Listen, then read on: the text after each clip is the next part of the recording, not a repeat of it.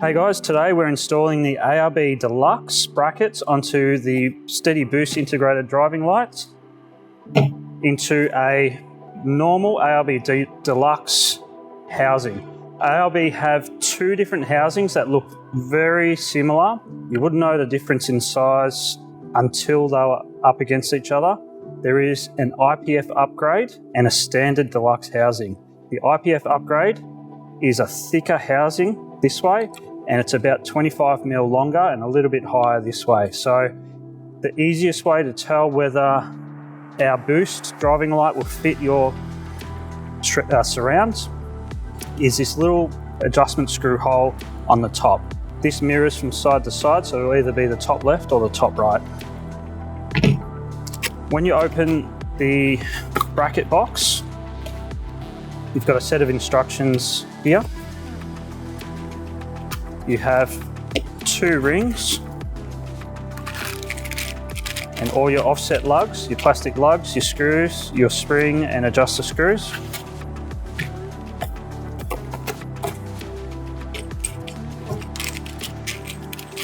Inside here, you'll have your 8 plastic offset lugs. They attach the ring to the Boost driving lights. You'll have 2 springs and 2 long Phillips head screws. So they go together. That's the last thing that gets installed. And you'll have 16 M4 by 14mm bolts that require a 3mm Allen key.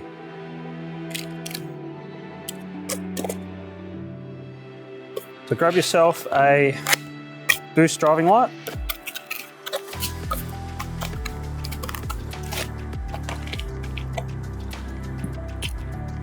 So on the back here, you have many different threaded holes. They're for all the different applications that this driving light is for. For the ARB Deluxe, you're essentially going to put the ring around it and the ring will snap into the housing. So on the back, you'll have a close look. If you hold this up with the screw at the bottom, so this, the cord at the bottom, the cord needs to be the opposite side to these little bunny ear screws. So they are for the adjustment screw and spring at the very top of the housing. So if you have a close look, you'll see that the threaded holes in the ring will line up with some threaded holes in the housing. That's the ones with these little divots in the housing. So the offset lugs, if you have a really close look at them, there is a rounded side and a square side. So the rounded side is what goes into the housing, and the offset needs to offset toward the lens.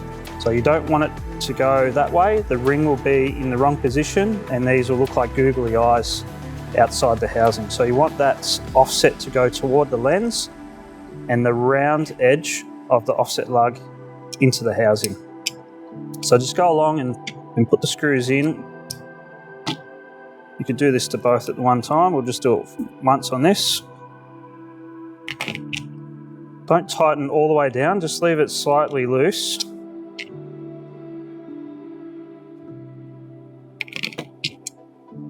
So offer the ring from the front. And keep in mind, the cord opposite side to the bunny ears.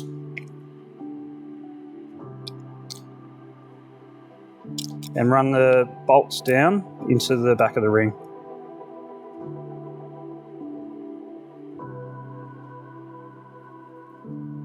So just go firm on the bolts.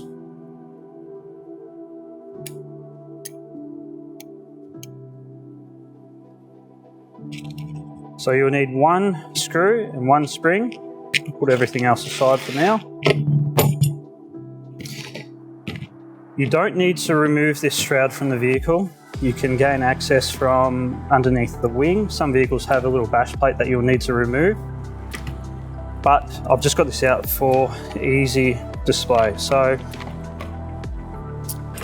on this side, closest to the indicator, you've got a tab which is somewhat solid to the housing, so there's a couple little gussets that hold that. So that's the side that you want to get into first. And this side is the flexible side, so you can just bend that out or just push down until that locates. Depending on the side that you're doing, this side is the passenger side at the moment, you've got your little adjustment screw hole there. So that's where your Phillips head screw will go in. So you just want to drop that into place for the moment on the back side. Thread your screw down there and then just swivel this around until the screw lines up. You don't want to tighten a screw up whilst it's on the angle. There is threads cut into the aluminium here, so you don't want to cross thread and potentially snap the bolt. So just push the driving light forward until you're compressing the screw, and it means that the housing is perpendicular to the screw. So just with a PH2 Phillips head, we'll go in easy enough. Once you get it started, this thread will start coming out the back. Wind that down until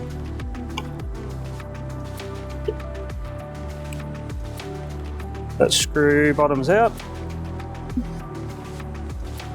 and the driving light is even within the housing, so it has a relatively even gap. Once it's on the vehicle, you'll find that if this is on a ute, they're typically nose down, and you'll need to aim that driving light up. Wagons are generally flat, but once you're on the road, this is really easy to aim on the field. You just need to go for a drive at night time, and with a screwdriver, it's very, very easy. You don't need to do anything from underneath. So once this is installed into the vehicle, you can put your plates back. Obviously you've done your wiring, but you can put all your plates back on the bull bar and go out just with a screwdriver. So that's what it looks like once it's in the housing.